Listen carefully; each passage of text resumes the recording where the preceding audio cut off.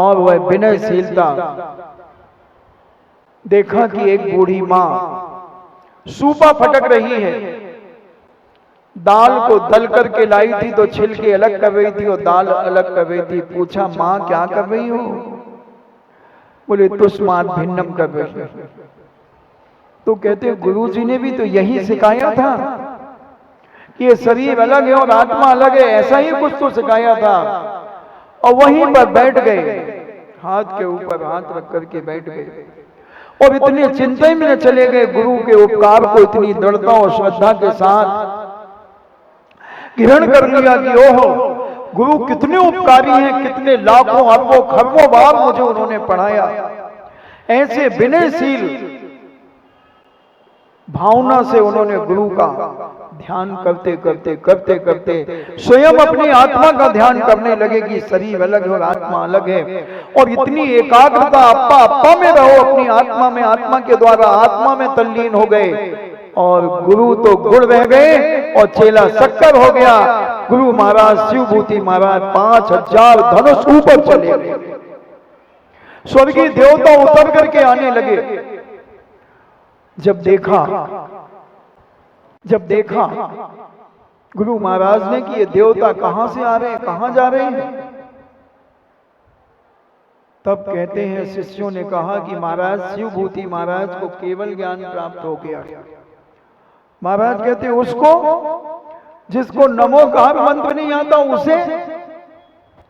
हाँ महाराज जी, आपके शिष्यों को, आपके शिष्य शिवभूति महाराज को केवल ज्ञान प्राप्त हो गया, परफेक्ट नॉलेज प्राप्त हो गया है और वो सर्वज्ञ बन गए हैं और स्वर्ग से देवता उतर गए उनकी जय जयकार करने और केवल ज्ञान की पूजा करने के लिए आ रहे हैं। गुरु महाराज देखते हैं और 7 कदम आगे जाकर अपने शिष्य जो थे अब पूज्य अरिहंत भगवान को नमस्कार करते हैं। विनय में बहुत बड़ी ताकत है बंधुओं।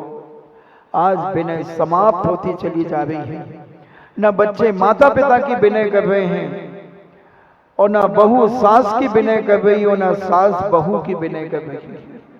न जनवाणी का विनय हो रहा है, न आज भगवान का विनय हो रहा है।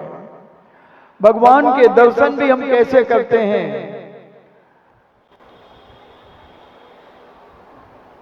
जैसे पीठ की रीढ़ की हड्डी में स्टील की रॉड डली हुई, झुक नहीं सकते भाई साहब। बहन जी झुक नहीं सकती क्योंकि अभी ड्राई क्लीन से साड़ी पहन करके आई है, गंदी हो जाएगी साड़ी। अरे जो विनय नहीं कर सकता तो कर्म कहता है इस पापी को अगले जन्म में ये पैर ही नहीं मिलेंगे, ये गर्दन ही नहीं मिलेगी। मात एक फूट बन करके खड़ा रहेगा, एक इंद्री बनेगा, पहाड़ बन जाएगा, पेड़ बन जाएगा, एक इंद्री में अपना जीवन विनाश कर देगा। बंधुओं, विनयशीलता खत्म होती चली जा रही है। पहले जब बड़ों के चरण छुए जाते थे तो बैठ करके झुक करके उनके पैर छुए जाते थे, अब तो ढोक घुटने तक यूं कर दिया ढोक। तो कर्म कहता है कि तूने विनय करना खत्म कर दिया तो अब ये अगले जन्म में तुझे पैर मिलना भी शायद खत्म हो जाएंगे। उपकारी का उपकार, विनयशीलता, उपकरण की महिमा और गरिमा, ग्रंथों का विनय, क्या परंपरा थी, कैसा ज्ञान था हमारे आचार्यों को और कैसे कैसे कम होता गया ये ज्ञान। अभी सुता अवतार एक ग्रंथ का विमोचन हुआ था, मगर हमें पता ही नहीं महाराज जी कब भाव तो हमने ली नहीं। हम पढ़ना ही नहीं चाहते, हम ज्ञान को प्राप्त करना ही नहीं चाहते। और ग्वाले ने उस ग्रंथ को बड़ा विनय पूर्वक अपने उच्च स्थान दिया। प्रतिदिन साष्टांग नमस्कार करता, प्रतिदिन वह गोविंद नाम का ग्वाला प्रतिदिन उस ग्रंथ का नमस्कार करता और बड़े विनय से सम्मान करता उस ग्रंथ का, आरती करता उस ग्रंथ की। विनयशील होकर एक दिन उसने देखा कि इसको कौन पढ़ेगा, मैं तो पढ़ नहीं सकता, मेरे नगर में मेरे गांव में ऐसा कोई व्यक्ति नहीं जो इसे पढ़ सके। आषाढ़ का महीना शुरू हुआ था, 500 मुनियों का संग। वह ग्वाला ने देखा कि नग्न दिगंबर मुद्रा को धारण करने वाले 500 मुनिराज विचरण करते हुए हमारे नगर की ओर आ रहे हैं और समाज उनकी आगवानी के लिए चली। बड़े बड़े सेठ, साहूकार, राजा, सारे लोग अपनी अपनी शक्ति को न छुपाते हुए,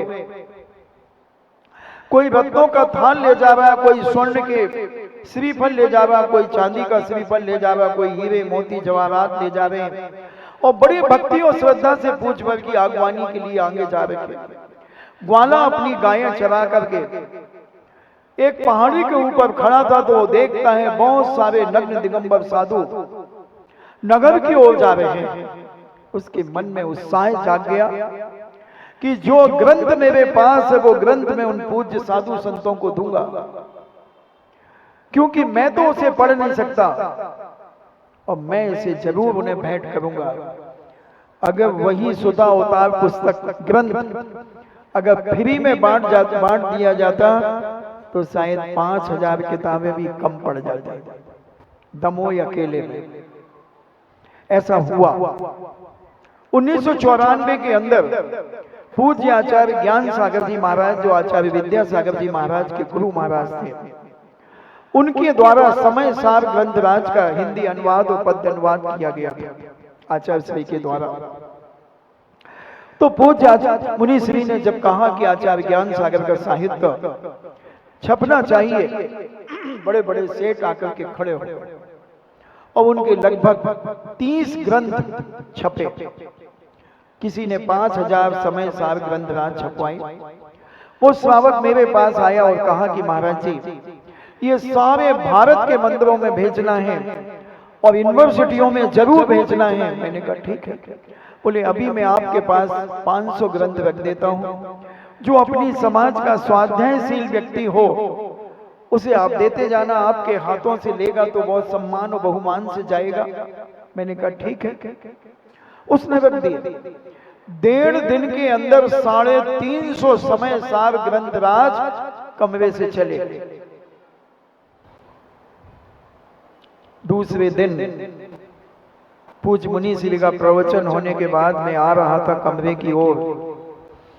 एक 10 साल का बच्चा आया, बोले महाराज जी एक समय सार दे दो। मैंने बेटा तुम क्या करोगे? बोले मेरी मम्मी ने मंगाया, मैंने मम्मी को बुलाओ। मैं कमरे में बैठ गया, उसकी मम्मी आई, बोले महाराज जी एक समय सार दे दो। मैंने बहन जी सम्यक दर्शन किसे कहते हैं? हमें क्या मालूम सम्यक दर्शन किसे कहते हैं? महाराज जी ये फालतू की बातें मत किया करो, सबको बांट रहे हो, हमें डांट रही हो, आप ग्रंथ दो हमें समय सार। मैंने कहा सम्यक दर्शन तो बता दो किसे कहते हैं, हमें नहीं मालूम सम्यक दर्शन किसे कहते हैं। तो मैंने कहा सम्यक दर्शन के 8 अंग हैं, आपको मालूम है? हमें नहीं मालूम, हमें तो समय सार ग्रंथ दे दो। मैंने अच्छा 24 भगवान के नाम बता दो। बोले हमें याद नहीं है, क्रम से याद नहीं है। हमने कहा जाओ यहां से, समय सार ग्रंथ नहीं मिलेगा। वो इतनी बड़बड़ाते हुए चली गई कि ये छुल्लक जी सबको दे रहे और हमें नहीं दे रहे। उसने हंगामा मचा दिया और माइक तो अपने पास रहते ही है। और शाम को माइक मेरे पास जब आया, और फिर जानते ही, अब कहने की कोई जरूरत है ही नहीं। और मैंने पूज्य मुनि श्री से कहा कि महाराज जी ये फ्री में मत बांटो, इसका मात्र 5 रुपया निछावर राशि रख दो। 5 रुपया निछावर राशि, 100 रुपए का ग्रंथ पड़ा था, बहुत सुंदर अच्छी वाइंडिंग में बहुत सुंदर तरीके से छपा था। 5 रुपए उसकी निछावर राशि रख दी और 4 महीने में 4 ग्रंथ समय सार के नहीं बिके और 1.5 दिन में मेरे पास से 350 ग्रंथ निकल गए। और हमारे साथ एक छुल्लक जी और थे, एक ब्रह्मचारी और थे, उनके पास से भी गए। 1,500 करीब ग्रंथ चले गए। एक एक के घर में 2-2, 5-5 चले गए, मगर 5 रुपए का ग्रंथ किसी ने नहीं खरीदा। ऐसे व्यक्ति ऐसे ज्ञानावर्णी कर्म का बंद करते हैं बंधुओं कि पढ़ते तो है नहीं और दूसरों को पढ़ने मिलता नहीं और अपने घरों में अलमारियों में किताबें बंद करके रखते हैं।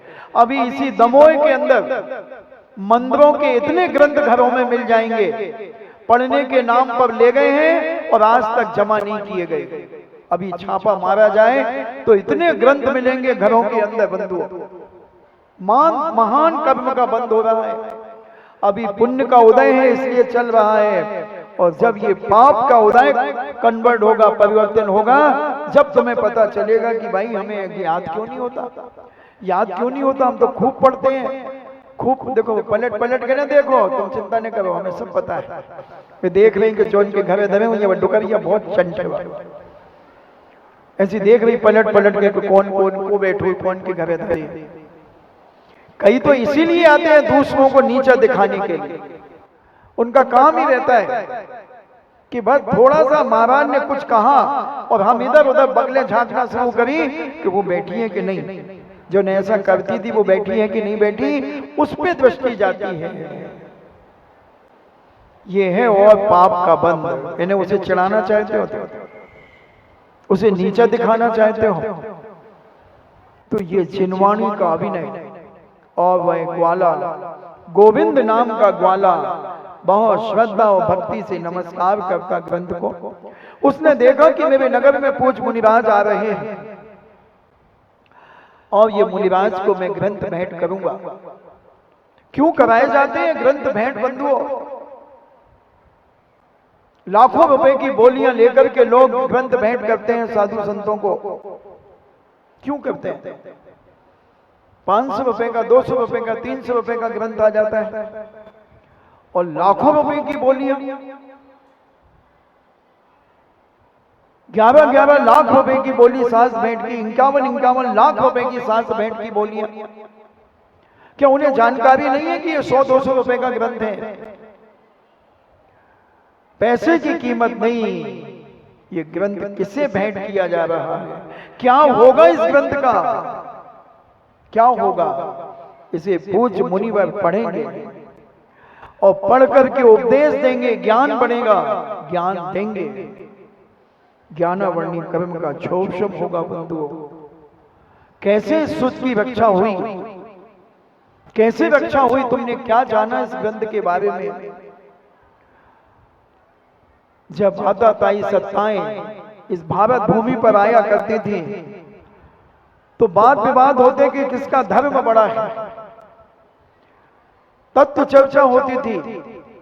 और जब दिगंबर जैन जीत जाते थे उन्हें जलन होती थी कि कहां से जीत जाते हैं, क्या करते हैं ये। तब उन आताताई सत्ताओं ने, उन राज सत्ताओं ने हमारे ग्रंथों को जलाना चालू कर दिया। 1-1 हजार सैनिकों का भोजन शास्त्रों को जला करके बनाया जाता था। एक कप दूध गर्म करने में कितने कागज जल जाएंगे, फिर 1000 लोगों का भोजन बनाने में कितने ग्रंथ जलेंगे बंधुओं। सैनिकों का भोजन, जगह जगह होलियां जलाई गई हमारे शास्त्रों की। नालंदा विश्वविद्यालय 6 महीने तक जलता रहा, 6 महीने तक जलता रहा। ऐसे शास्त्रों की होलियां, जैसे होलिका दहन होता है चौराहों चौराहों पर, 1-1 मोहल्ले में 10-10 जगह शास्त्र के ढेर जलाए जा रहे हैं हमारे। अभी बताते, बात सुनाई नहीं पड़ी। तो वह इतने शास्त्र जलाए, तब हमारे आचार्यों ने विचार किया कि अगर ये शास्त्र हमारे जल गए तो हमारी जिनवाणी नहीं रहेगी, और जिनवाणी नहीं रहेगी तो आगे आने वाले मुनिराज, एलक छुल्लक आविका श्रावक श्राविका कैसे मोक्ष मार्ग में आगे बढ़ेंगे, कैसे मोक्ष मार्ग में आगे बढ़ेंगे।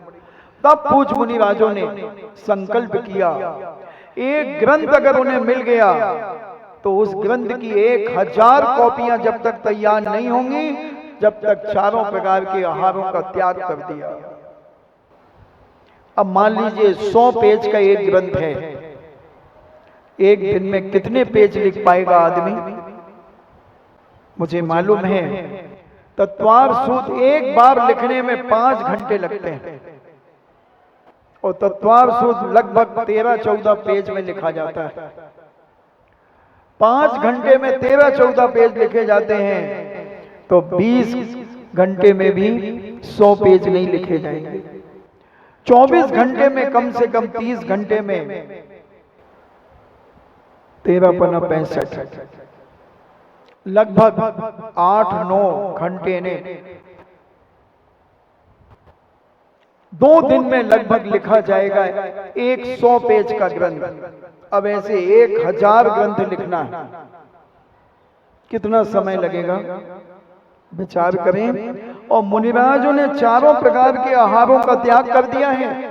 जब तक वो 1000 ग्रंथ तैयार नहीं होंगे, हाथ से लिखे जाते थे, प्रेस नहीं थी पहले, फिर उन ग्रंथों की बाइंडिंग आदि कराकर 2 दमोई के नन्हे मंदिर में भेज दिए, 2 बड़े मंदिर में भेज दिए, 1 सिंगई मंदिर में भेज दिए, कुंडलपुर में, ऐसे जितने मंदिरों में थे ऐसे वहां वितरण कर दिए जाते थे कि कैसे भी सुरक्षित रहें। ऐसी ये जिनवाणी बचाई गई है बंधुओं। हम दुर्भाग्य उसका कितना अभिनय कर रहे हैं। चावल निकलते हैं ग्रंथों के अंदर। अभी मैं मंदिर से 5-7 ग्रंथ निकाल के ले गया था। जब उन्हें खोला तो उसमें पीले पीले चावल और इल्लियां निकली, इल्लियां, क्योंकि गीले चावल उसमें हमारी बाई ने धर दे, वहां पड़ रही होगी वो, तो उसने सोचा कल भी पढ़ेंगे, तो 2-4-10 चावल उठा के डाल दिए। अब सोचना जरा आप, गीला चावल वहां पर निशान बन गया, उस पेज के अंदर चावल पीला निशान बन गया। कितना अभिनय है ये, कितना अभिनय। ये महिला मंडल बन तो जाते हैं, किस लिए बनते हैं? केवल फोटो खिंचवाने के लिए। इकट्ठा झुंड का झुंड आकर के खड़ा हो जाता है, एक प्रश्न पूछता है, सब अपनी फोटो लेकर के, और वो कैमरे वाले से कहते हैं, ये भैया खींच लो। तो ये क्या करना चाहते हैं, क्या दिखाना चाहते हैं, क्या बताना चाहते हैं? मंडल वो बनते थे जो जिनवाणी माँ की सुरक्षा करते थे, जो शास्त्रों की सुरक्षा करते थे और उन शास्त्रों की विनय करते थे, साफ सुथरा रखते थे। इसलिए ये मंडल बनाए जाते थे। मगर आज मंडल केवल किटी पार्टी के लिए, फोकस के लिए बनते हैं बंधुओं। धर्म का कोई काम नहीं करते। जहां इनकी ख्याति लाभ पूजा इन्हें मिलेगा, जहां इनकी फोटो खिंचेगी वहां आ जाएंगे, और जहां इनकी फोटो नहीं खिंचेगी वहां ये घर में बिलों में घुस जाएंगे। कोई मतलब नहीं। चाहे वो बालिका मंडल हो, चाहे वो महिला मंडल हो, चाहे वो बहु मंडल हो, चाहे वो बालक मंडल हो, XYZ, कोई भी मंडल हो बंधु, सोचे ये जिनवाणी की सुरक्षा हम कितनी कर सकते हैं अपने जीवन में, हमें करना चाहिए। और उस ग्वाले ने देखा कि यहाँ तो बहुत भीड़ लगी रहती है, मैं कब भेंट करूंगा इन मुनिराज को ये ग्रंथ, कब भेंट करूंगा। उसने एक दिन खड़े होकर के देखा किस समय महाराज खाली रहते हैं। उसने देखा दोपहरी के समय, जब सूरज पूरा सिर के ऊपर आ जाता है, तब महाराज के पास कोई नहीं रहता। उस समय महाराज हाथ के ऊपर हाथ रख करके और नासा दृष्टि किए हुए बैठे रहते हैं।